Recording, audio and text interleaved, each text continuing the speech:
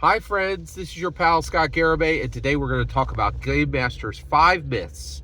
And we're going to talk about his myth that he said is a myth, that is not a myth, is 100% hard fact in Dungeons and Dragons, in my humble opinion.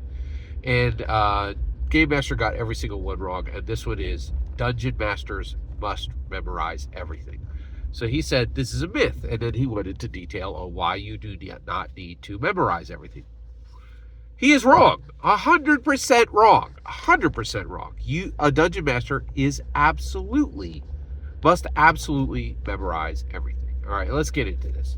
All right, so first of all, why? Well, the expectation. Okay, so so Ben from Questing Beast, he is the best of us. Okay, Ben from Questing Beast is over in the OS. He covers Dungeons and Dragons.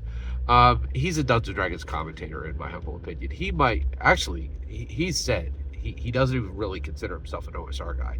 He does a lot of OSR coverage. He just covers tabletop role playing games, but he definitely also covers Dungeons and Dragons, right?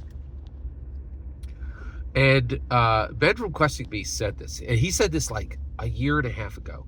He said the expectations of a 5th edition Dungeon Master are that they will know the rules backwards and forwards. Wait, there's more.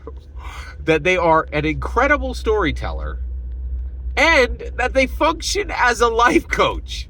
He said those are the expectations. He's dead on right. He is dead on right? And the reason why is it's Matthew Mercer. Now, why would people be like, you're like, wait a second, that's a lot, Scott. No, it's not. Are you paying attention, right? Why would people expect that you be a life coach? Well, Matthew Mercer is all of those. He knows he knows the rules backwards and forwards. He's an incredible storyteller. And man, is he a life coach. He literally made every single one of his players a millionaire, right? He changed their lives for the better exactly the way a life coach would. That's astounding. That's terrifying. Hey, dungeon mastering isn't easy. There is absolutely an expectation that you memorize everything, okay? So if you show up to the table and you don't have everything memorized, you're going to have a problem, okay? Also, let's talk about why you have to have everything memorized. Yes, you're going to have 5 people at the table. 3 of them are going to be gracious. 1 of them doesn't care, right? And the last one has everything memorized. It will call you out every single time you get something wrong. Wait a second, Scott, that's not what happens at my table. Let's talk about that. Okay, so what I'm talking about is the macro table, okay? The 51% table. That's my table, right? I have a macro table, right? In that I have regular players at my table, right? Now, let's talk about the John Harper problem, because I can hear you coming at me in the comments. Oh, no, Scott, I assure you, I haven't memorized everything, and all my players are just delightful, wonderful little pups who love me and lick my face, right? Well, guess what? Yeah, I get that, right? But you're not most people, okay? This is the John Harper problem. Okay, so let's talk about John Harper. All right, so John Harper started with Dungeons and Dragons, just like everybody else on the planet, right? He's a game designer, right? Now, he started with Dungeons and Dragons, and he pushed off against that wall. John Harper wrote Blades in the Dark. Blades in the Dark is probably one of the best tabletop role-playing games ever written. And John Harper is, without a doubt, top 3 tabletop role-playing designers in the world. He is phenomenally good, okay? Very, very good game designer. I loved Blades in the Dark, okay? But let's talk about Blades in the Dark. I had to drag people to it, okay? First of all, his stuff is super intellectual, okay? And then there's another problem with John Harper's stuff. He is so winsome. It's a winsome problem, right? He's winsome. He's brilliant. So actually, every dungeon master on the planet is charismatic, confident, intelligent. That's the starting stakes to be a dungeon master, right? Confident. Why would you have to be confident? Because it's terrifying. You have to overcome your terror, right? And it's rightfully terrifying. It's extremely difficult, right? It's also public speaking. Most people won't public speak, right? So you have to be confident. Charisma, you have to keep people coming back to the table. Intelligence, the opening ante to play Dungeons and Dragons is 1,150 pages of reading, right? You have to be those three things. But there's this whole crew of people, okay, and they're going to be the ones who are coming to comment and say, oh, you don't have to memorize everything, Scott. Oh, we always have these perfect tables of just delightful angels who are just filling every seat around us. I'm sure that's the case for you. I don't even say you're wrong.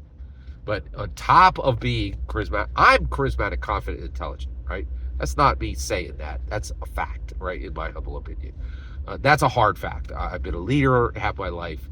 I'm definitely, I've had a YouTube channel, like 2 million views. Like, I'm charismatic. I am definitely confident, and I am definitely intelligent, right? Those are the opening stakes to be a dungeon master, right? But there's this entire other group of people who are winsome on top of it, right? And they draw people like honey, right? And those people are going to be at the table, and they have crafted this super group, right? I'm convinced that Blades in the Dark was not played with any regular human beings. It was only played, right? Play tested.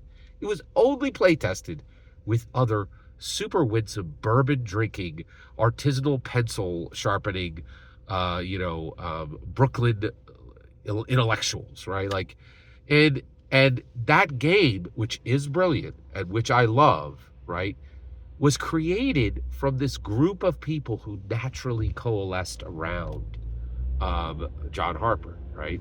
And so there is this group of DMs who are more than charismatic, confident, intelligent, but also winsome. And they just attract angels, like just the most delightful people. And these are the groups that are going to be like, oh, if you get the wrong person, just throw them out. Throw out that useless player who does one thing wrong and go get another one, because there's 20 people to sit at your table, right? And this is this ridiculous fallacy, right?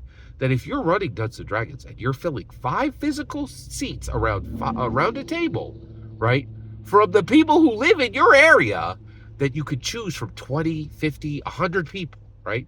Most people are like me, and you're going to get that one player who memorized everything and going to call out every time you get it wrong. You have to memorize everything. Everything, right? And anybody who tells you different is part of this very small, very select group who are more than a regular dungeon master and also has attached a winsome to their and if I sound jealous, yes, I am very jealous of John Harper, right?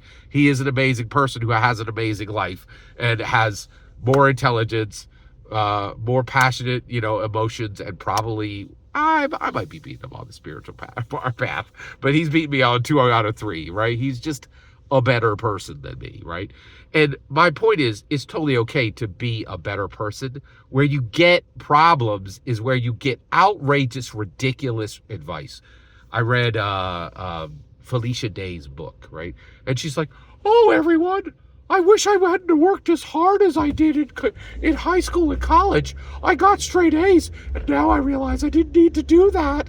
You did, right? How do you think you started Geek and Sundry and just floated into half the things in your life? Because you crushed it from every single minute of your day. So don't come here sitting on your mountain of success and tell people and give people advice. Oh, you don't need to do that.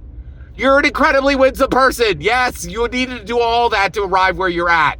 Don't tell people they don't need to do what you did to get where you got, right? And so the reality is there's a few people who don't need to memorize everything. But that ain't you. You're like me. You're a regular person with just a bunch of intelligence, a bunch of charisma, and a bunch of confidence. You didn't attach winsome to that, right? Like, there's 4 people in the world like this, and you ain't one of them, right? So for real people, yes, you have to memorize everything. Gamemasters is 100% wrong on this myth. 100% wrong. Every single word you just heard is my humble opinion. The important part is when I get to hear your humble opinion, when you get in the comments and send your traffic. Please consider subscribing and have a fetch millennium.